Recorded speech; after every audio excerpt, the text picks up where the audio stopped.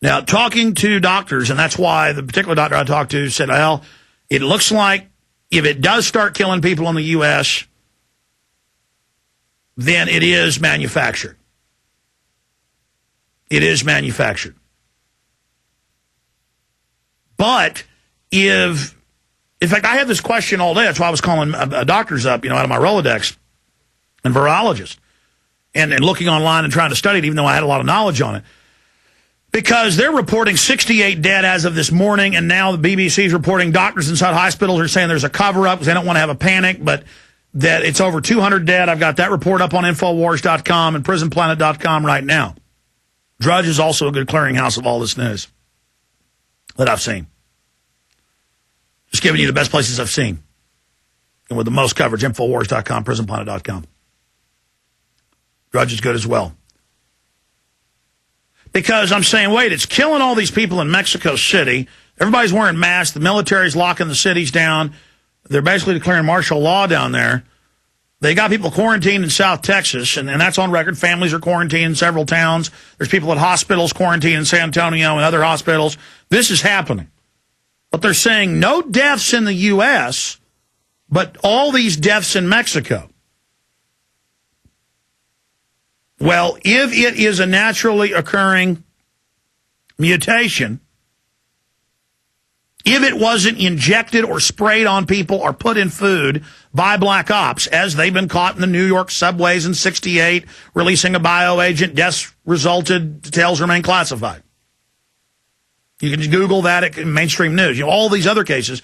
If it pops up all over the place, like weaponized foot and mouth did in England, in 2001, I mean, you can look at the maps all over England, hundreds of miles apart in a 2-day period. Weaponized foot and mouth pops up. We go on air. We have scientists on. We go, this is weaponized. This is killing most of the cows and sheep that get it. That doesn't happen with regular foot and mouth. Only British and U.S. and French governments and the Russians have things like this. And then the government goes, oh, yeah, it's Porton Down strain. Somebody stole it out of our level 4 bioweapons lab.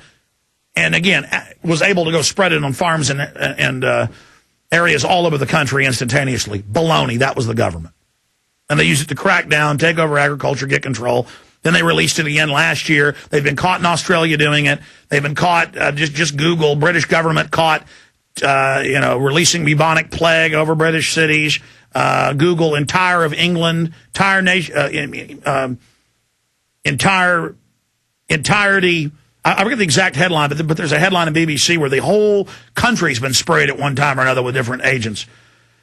And that happens here in all these tests. But the point is that if it simultaneously pops up all over the place, all over a wide area, and it has the exact same response, and it doesn't mutate quickly, then 9 times out of 10, that's putting it lightly, it is staged. Now, you take that information, and we don't know yet. We don't know. Maybe that's why it's not killing people in Canada and the United States, from Kansas to Montreal to towns right outside Austin, Texas, where I'm coming to you from right now. We're coming to you from Austin, Texas, just north of San Antonio, that has confirmed cases. I-35 is right down the street from here, just a mile away from me, and it goes right to San Antonio. San Antonio's that way, to my south. So we don't know. It's just very suspicious studying this for a decade with top experts.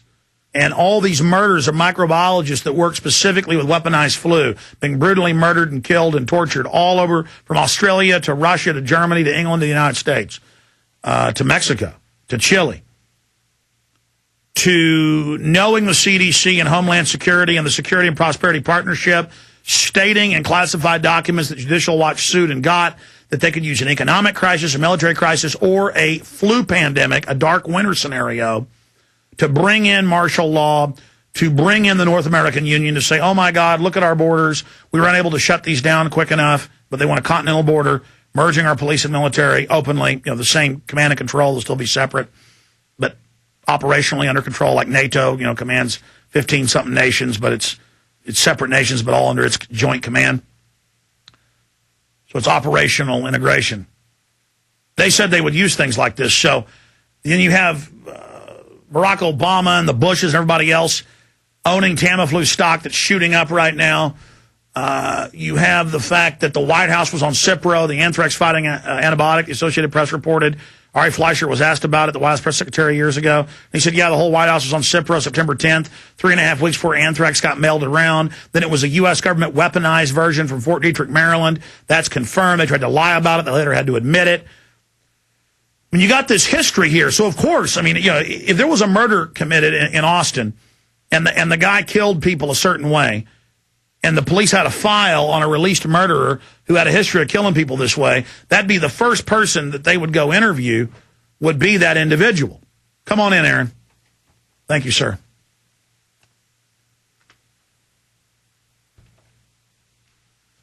A lot of new developments. We'll go over this coming up. Thank you, Aaron. I've got one of my most important reports here, a video report that you came in and gave me, and I've got so many articles here. There it is, Dark Winter. Okay, thank you. By the way, I asked Kurt to get this up. I'm not sure if he has this up.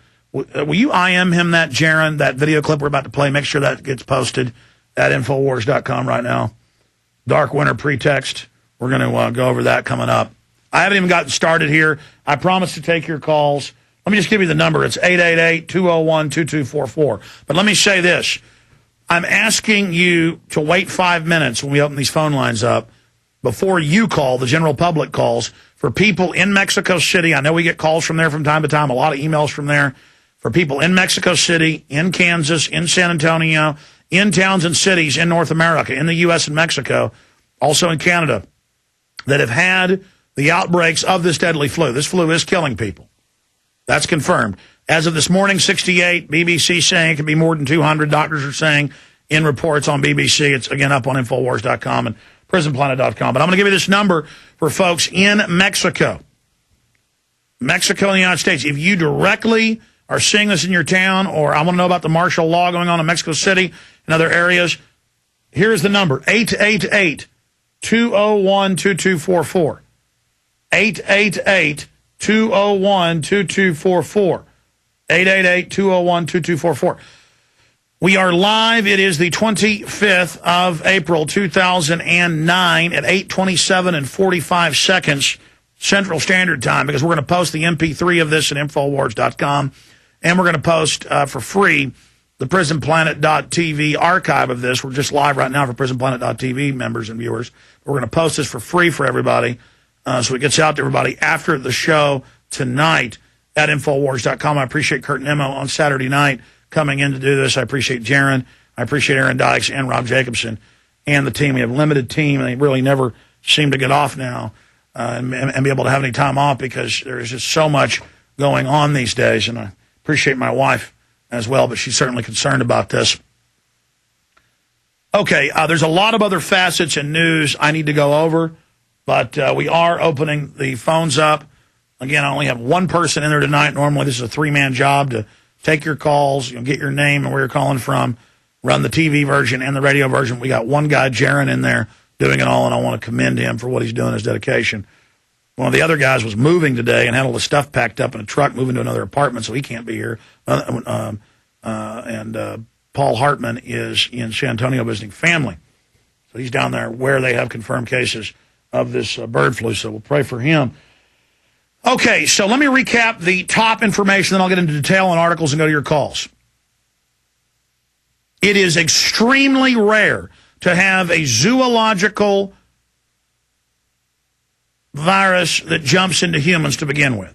Then it's even more rare to have it be a dual zoological virus jumping into humans in the same viral envelope or in the same organism. They debate whether a virus is an organism or not. It's almost like a computer. They can, it reproduces, but they say it's not really alive. The point is, it's data. It goes in and programs DNA. And to have it be swine, pig, porcine, pig, bird, and human, and then when those three mutated together, to have it be able to affect humans. Normally when something's zoological, it makes it a lot